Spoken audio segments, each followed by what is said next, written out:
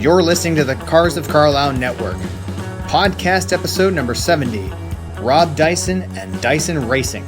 Cars of Carlisle is your favorite internationally downloaded podcast about all things automotive. Darren and his CFC team are ever searching for interesting automotive happenings, real stories about real car people, and fun features to inform and entertain you. Each week, the Cars of Carlisle crew brings you show topics ranging from car shows to team adventures to auto racing weekends to behind-the-scenes human interest stories from car nuts that live across town, across the country, or even across the globe. Come join the road trip. Today, meet Rob Dyson from Poughkeepsie, New York, a lifelong racer who has been involved in various racing series.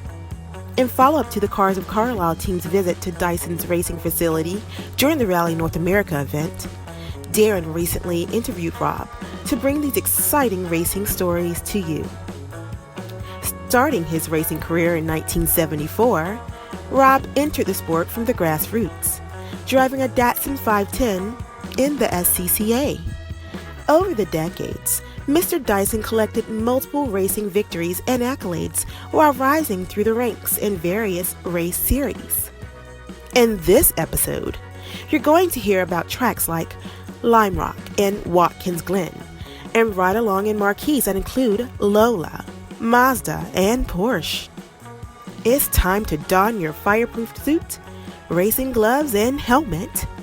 So, let's get revved up.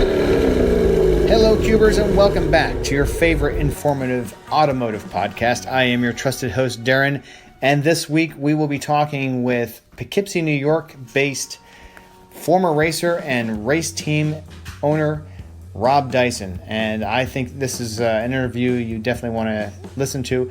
We first met Rob when Scott and I were on the Rally North America. We ended up there as a checkpoint as we're passing through the upstate New York area. And we were invited to go through his racing facility, some amazing vehicles there involved in the Le Mans Series, the Pirelli World Challenge Series.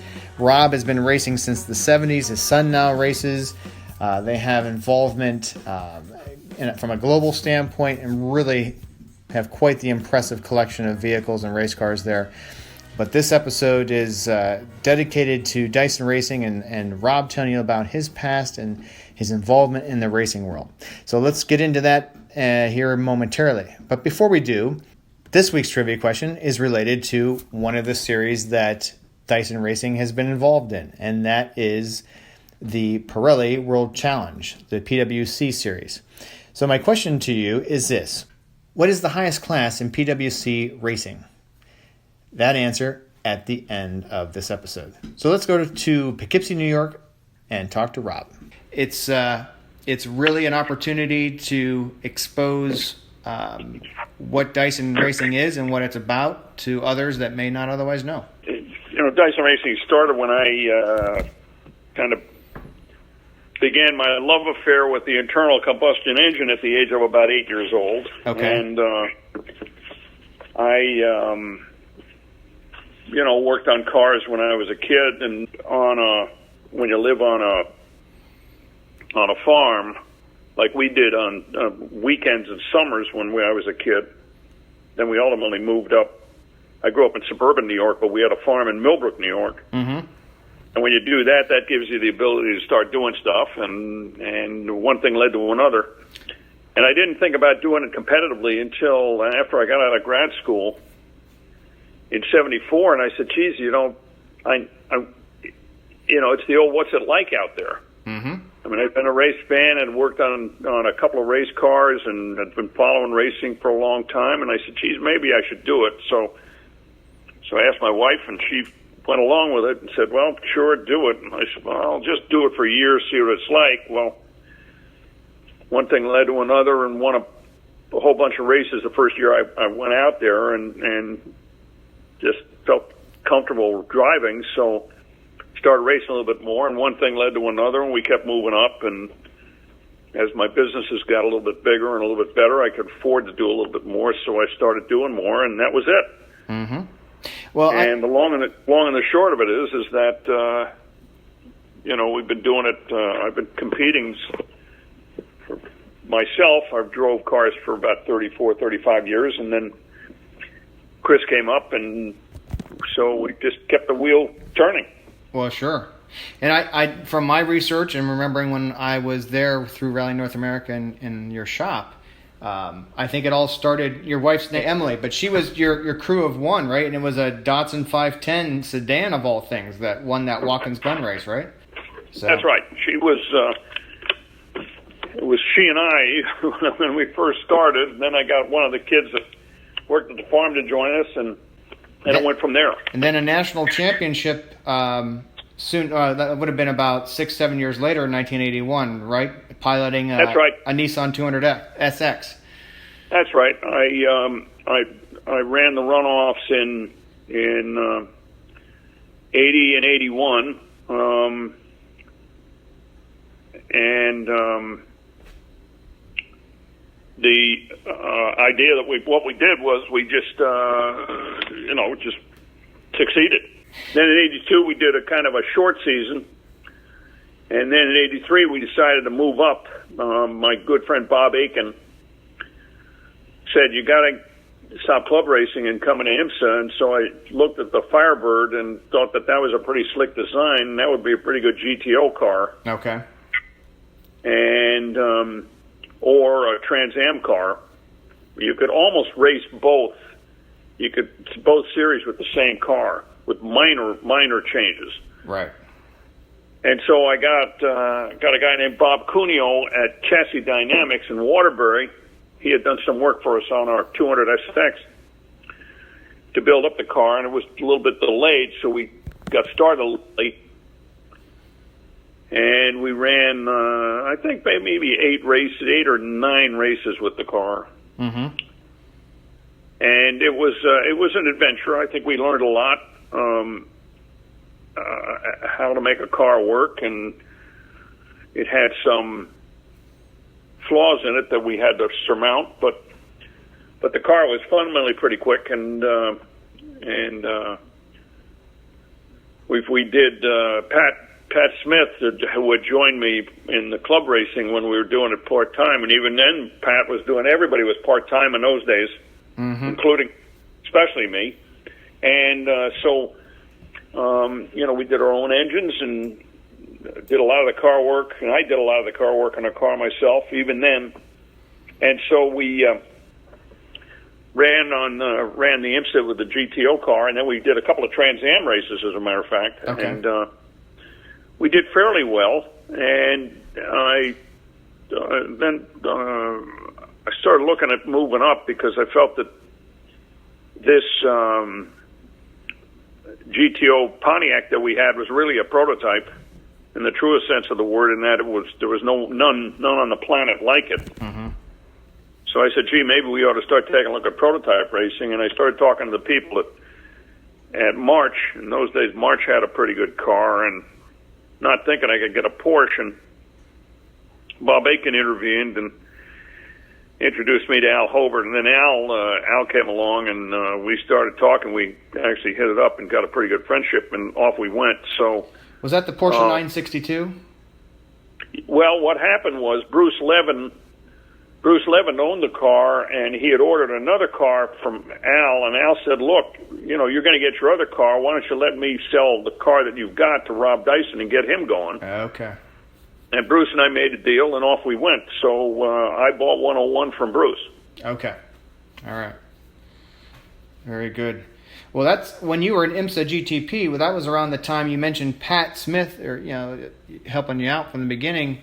But wasn't that about the time he was named Mechanic of the Year? And then also in '86, you were Most Improved Driver. So you guys both had some shared accolades about that time, right? Yeah. Well, Pat finally he was a shop instructor at our local Votech school here, and he did that during the winter, obviously, and during the school year. And then he had time in the summer. Well, finally I said, well, we're going to move up. I got to have you come along, and I think we got to do it full time. And And that's when we got the car in '84, when we started doing a lot of racing. And I said, look, if we're going to move up, well, let's work out a deal, and you give up the shop teaching job and just come on along with me. And that's what we did. Right. So Okay. at the end of the day, we were able to put the ingredients together, and Pat and I we're still very close friends, and Pat retired after 28 years of running cars, but he was a key ingredient, probably one of the smartest, innately smart guys I've ever met, and had a remarkable. He knew mechanics. Mm-hmm. He knew how parts of a car worked. Mm-hmm. Right. Not to say that I didn't, but he knew how all this stuff worked. So when we made adjustments, we knew kind of in advance of what it would do. So our learning curve was for just he and I and a couple other guys that had come on with us. Our learning curve was pretty quick. Sure, it makes sense. That makes sense, and I think there's a difference between having the book awareness and knowledge of how rod and piston and everything like that, but it sounds like Pat is at a level where he sees the vehicle as almost like a organism. He knows that if we do this to the chassis, that we're going to have to adjust with this, and that everything is interdependent upon itself, and just knowing before it even happens what to expect. And that's, like you said, that's right. That's very rare. That's right. Yeah, it is an That's ecosystem. Right. I think Pat had a good sense about him, and we hired another guy, Ed Hosier, who's still with us. Ed was also again innately intelligent. He was a terrific auto mechanic as well. And what was great about Ed was that he also knew electrical and computers. Okay. That helped a great deal too. Absolutely. And that only got more and more sophisticated and complex as you come out of the 80s into the 90s and on through. Right, that's right. Mm-hmm. No doubt. Well, then from GTP then, right, started to get into GTP IndyCar, the open wheel from that standpoint, correct? Some Cosworth involvement, Lola, and then Long Beach? Yeah, that was kind of funny. I said, gee, maybe we ought to try IndyCar racing, and I asked around, and Dick Simon had a car that Ari Leindyke had been running, an '88 Lola. Okay. And I bought the car, and then we needed engines. In those days, Cosworth was developing a pretty sophisticated engine over and above the standard DFX that they were running. But that was when Chevrolet came in. And so the Chevy guys, all the Chevy guys, they had, that was all the top teams. And there was no way of getting onto that deal. So we needed engines. We couldn't get the good ones from Cosworth, so I called Leo Mel, and he had some Cosworth test engines that they had used. Apparently, when they asked teams to test tires, they would provide. Goodyear used to provide the engines, but when Chevrolet came along, Chevrolet said, "No, we don't have any problem supplying the engines because we want to get more time on the engines so that we can make sure that they work. So we don't need your engines." And so all the top teams, which was Haas and Penske and Gurney and Voigt and I'm trying to think of who else would have gotten them. But anyway, the top 3 or 4 teams, maybe 5 teams, got them. So Leo had these engines available. So I said, "Well, gee, can you lend us one?" And that's what he did. And he lent us a couple of Cosworth engines. So we were dealing with an 88 and 89. We were dealing with an 88 Lola and with Cosworth engines that were probably 3 generations behind everybody else. But so we started going into it, and I quickly identified the fact that it's a very, very competitive series. I'm not making any mistake on it. And James Weaver was clearly up to the task. Okay. Clearly up to the task. He had no issues with speed. But it was kind of, we're behind the 8 ball, and it's going to be tough. But we had Kendall Oil, and they stepped up. A guy named Bill Wishnick, who we started to get into IndyCar, and the idea was to see what it was like. And, in those days, the Chevys were coming in, and so all the teams had Chevys, and then there were a few teams that had kind of up-to-date Cosworths. We couldn't get any of them, so we went to Goodyear, and Leo Mello lent us a couple of Cosworth engines to run, so we were running a year-old car, although I think the 88 Lola was actually probably a little bit better than the 89 Lola. And you had and you had a really good relationship with Goodyear going back to your GTO days. I know you built up a working relationship with them from a radial tire development that then kind of became a full tire support program. So that you had put in the time into that relationship, correct? That's really true, and the other deal was that so we started running the car, and we ran 4 or 5 races. I can't remember all of them, but I realized that this was not where our home should be. It just wasn't. It wasn't kind of enough. Mm-hmm. It was it's very competitive. Those teams are great. IndyCar racing is great racing, but for us, it just didn't quite work. We were not open wheel guys, and the prototypes were very interesting to us. I think we could do more with them. Okay. And we felt we could do more with them with our resources, so we just went back, and in 1990 we went back to sports cars. Okay, very good. Do you just as we kind of go through this? I think that my listeners will love it too. Just the chronology of how Dyson Racing came to be from you and Emily in '74 and the Datsun all the way forward. But just may I pause and ask a question? Do you have a personal, or have you had a personal favorite track of all the places you've raced? Oh, sure.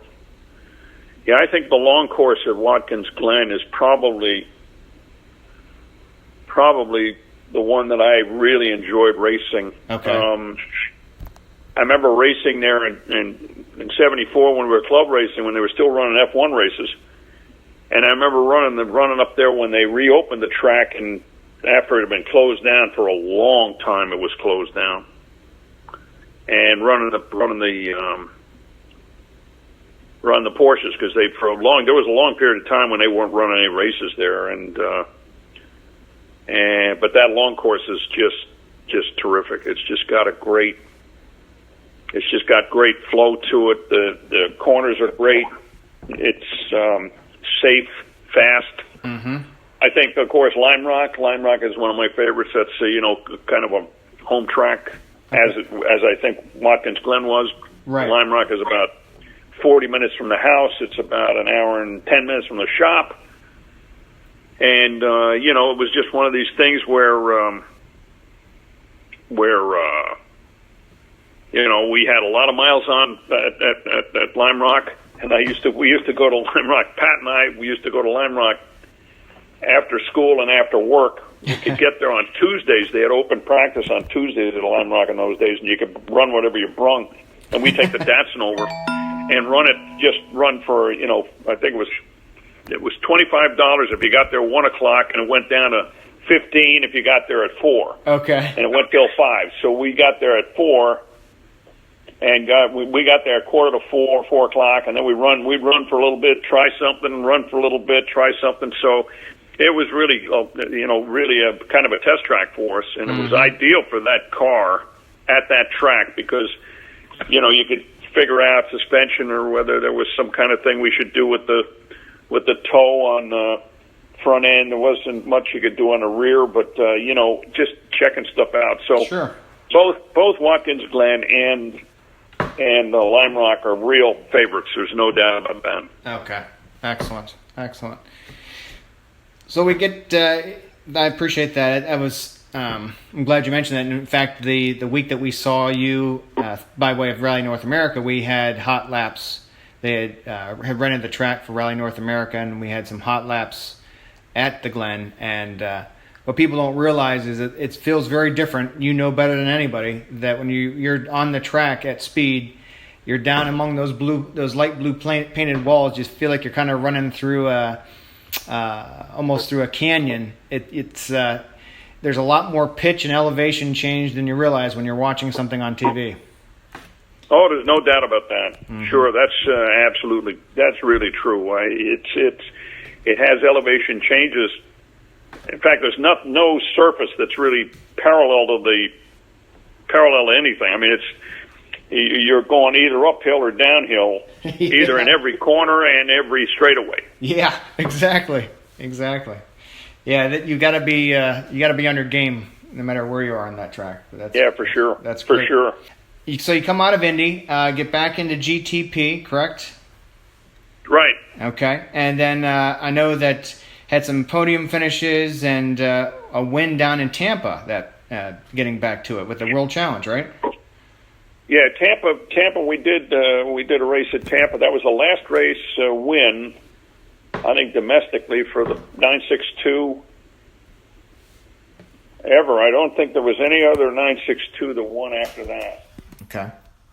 And Tampa, that was the last race of the season. We finally, I think that was the only race win we had. We had several podium finishes, but that was in the days when the Nissan cars were, which was the successor to Datsun, where the Nissan cars were really running strong.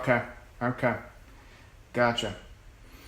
And then I know WSC with the Ferrari 348, that V8, some Indianapolis Raceway time, correct? Yeah, that was a car where we first met up with Bob Riley. We bought an old Spice car after Spice was going out of business, and we bought a chassis from them as they were going out of business. Okay. Real junk, and it was a real junk chassis, but we tried to do our best with it. But the key thing in this deal is that they said it was going to use street-derived engines. So I looked at, ironically, Road and Track used to publish, I don't know whether they do it now, but Road and Track used to publish kind of a summary of all of their cars that they tested, and it included the type of engines every car that they tested that year. So I got that issue out, had it on the coffee table, and just pulled it out and started taking a look, and I went down the column, and I said, gee, that 3.5 liter Ferrari V8 might be a pretty good piece. Mm-hmm. So we got out the word. In those days, there was no internet, and we just called around a bunch of junkyards, and we got a couple of 348 engines, and we sent them down to Ted Wentz, who in those days Ted was out in Long Island, and Ted made them into race engines, and they were based on a Cosworth, it turned out. Oh, okay. So it was a familiar. It was a familiar shape. And Ted did a great job on the engines, and off we went. And it sounded. Everybody said it sounded more like a Ferrari than the Ferraris did. We were running against the 333 Ferraris that showed up. But our car, it sounded pretty neat. We ran unsuccessfully for a lot of races. The car was really deficient. But we wanted to make it better, and we talked. So I said, "Well, hell, let's see if Bob Riley's available." And Bob came, and we did some testing. And Bob said, "I'm trying to do a prototype car now myself. So why don't you take a look at that?" And we took a look at it, and we were the first ones that did the order for Bob's Mark III. It was a Riley and Scott Mark III, and then we were the first guys. We did an order for one, and then we decided to buy another one as a spare. Mm-hmm. Right. Not knowing how many Bob was going to build, I figured, well, we better get two for parts. So off we went, and we got the car, and we put a Ford V8 in it. We had Ben Lozano do the engine. Okay. Ben was a skilled, well-known. He and his brother were well-known Ford V8 engine builders, and I thought that the Ford product was a little bit stouter, stronger than the than any other V8 product. So Yeah. we had Benny do the thing, and as soon as I got in the car at Daytona, I took the car out first when we first got it, and I knew right away that I got out of the car and I said, Bob, this car is a real runner. Oh, nice. It was stout and strong and benign and real good. It was really an effective product. Good platform, yeah. So off we went, and then we started working with Bob and Bob Riley and Mark Scott, and Bill was peripherally involved, and he got progressively more involved, and off we went, and we ran against the Ferraris, which was great fun. We had some great competition between Moretti and us, and the cars were great. They were strong and really solid, enjoyable cars to drive. Nice. Well, and I know that just from my research that 12 hours of Sebring was that reach goal that your racing team was going for, right? And that was around that same time frame, would it not? Yeah, Sebring was the holy grail. We never won Sebring. We came second. Okay. We came second overall 2 or 3 times. Mm-hmm. And we had class wins there, but we never won it.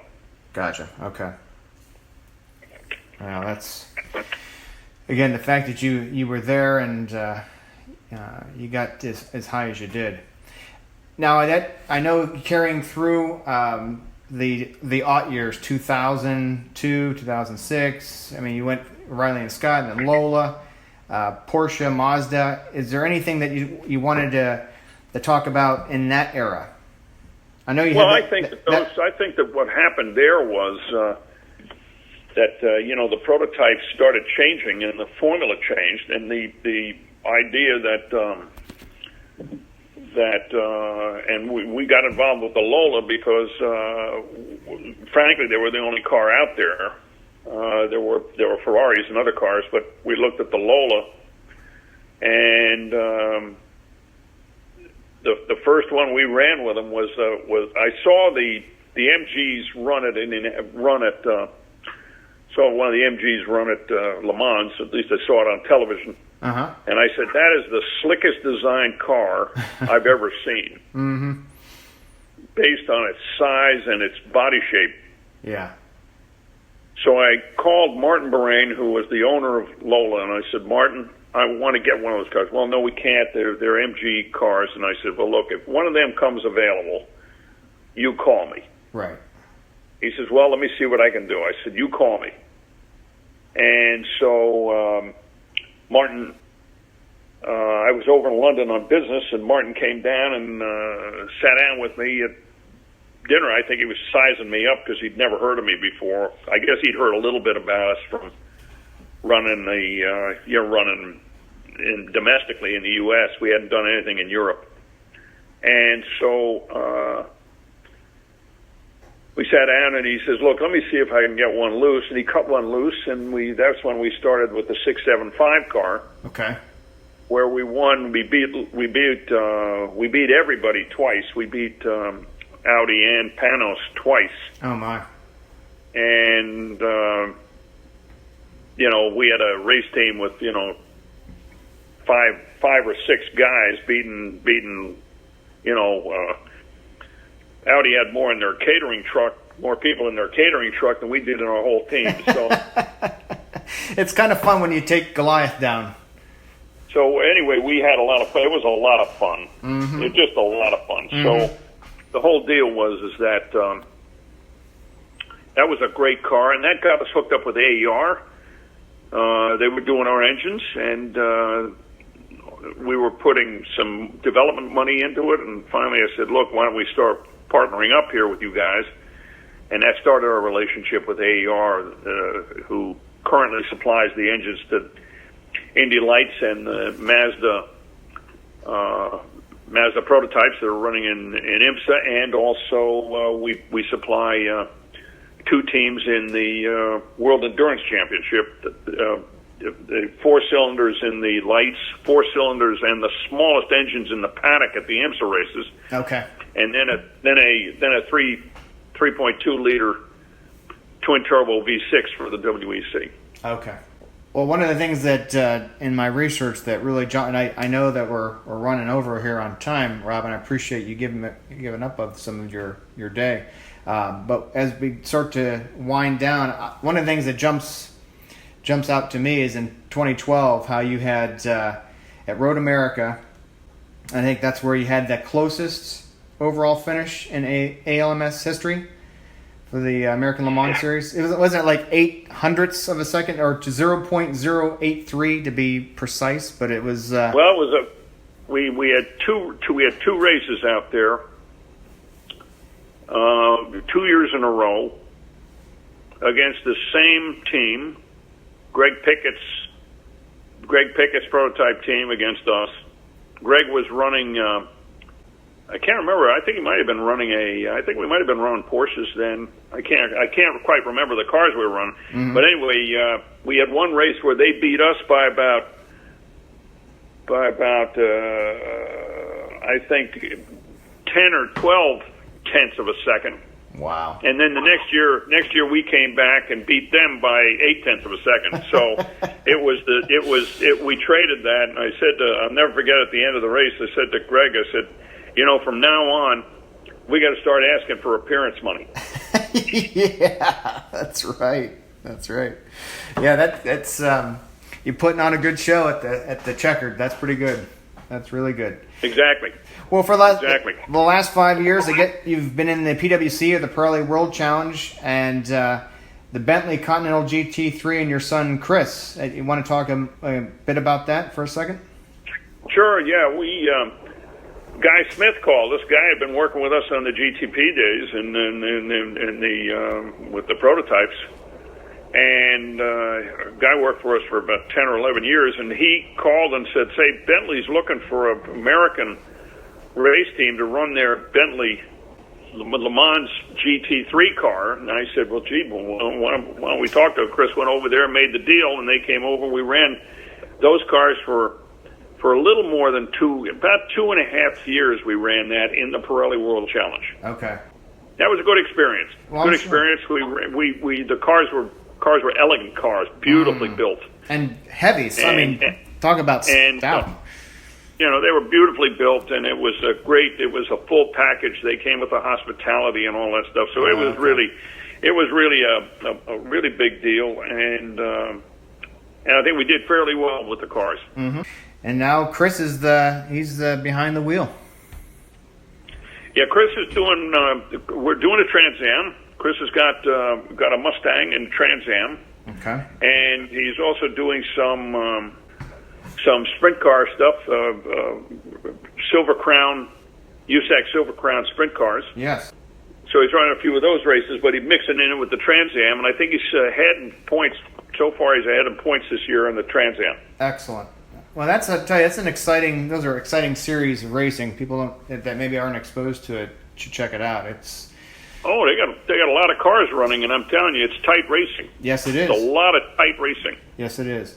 Very, very close. It comes right down to driver nerve and skill. That's right. For sure. That's right. Well, if I can just have you stay on the line for an extra minute, I'll go ahead and close this out and say, Rob, thank you so very, very, very much for giving up of your middle of your day and taking time to talk with me. Certainly, I can put out your webpage and some other things, but are there any other ways that people can learn more about Dyson Racing through social media or otherwise if they'd like to know more about what your team does? Well, that's the best way to do it. It's DysonRacing.com. I think we got a website there, and read the trade press. Occasionally we get in there too. So and we've got an interesting program. The prospect for an interesting program next year. So stay tuned. All right, outstanding. Well, thank you so much, Rob. Welcome back. We are in Studio A. Hope you enjoyed that discussion with Rob Dyson about Dyson Racing. Great individual, a lot of experience and skill over the years. And now as co-owner and involved with the racing team, his son in racing for having raced for Le Mans and some others. It's really great to have him on the show and to be a part of the Cuber community. So to Rob and the whole Dyson Racing outfit, we thank you guys so much. Continue to listen, if you will. We look forward to having you and others put the word out there. We want to grow our community. And if you feel strongly about the show, go ahead and give us a 5-star rating and a review. Share us with friends and family, car clubs, you name it. We want to continue to expand and bring you great content over the months and the years to come. So thank you so very much for being part of that. The trivia question was, what is the highest class in the Pirelli World Challenge Series? And of that, there's TC, TCR, TCA, GTS, GT. There's also a GTSA. But the answer is simply GT. Gran Turismo is this week's trivia answer. So we'll look forward to having you coming back next week. We are in the middle of doing a lot of interviews. We've been on the road most evenings, traveling sometimes up to an hour, 2 hours to get to some great automotive hobbyists and those in the industry, pulling together that post-production and getting those upcoming episodes ready for you, all because we care and want to make this the very best podcast. So for now, I will simply say, drive well, be well, and take care.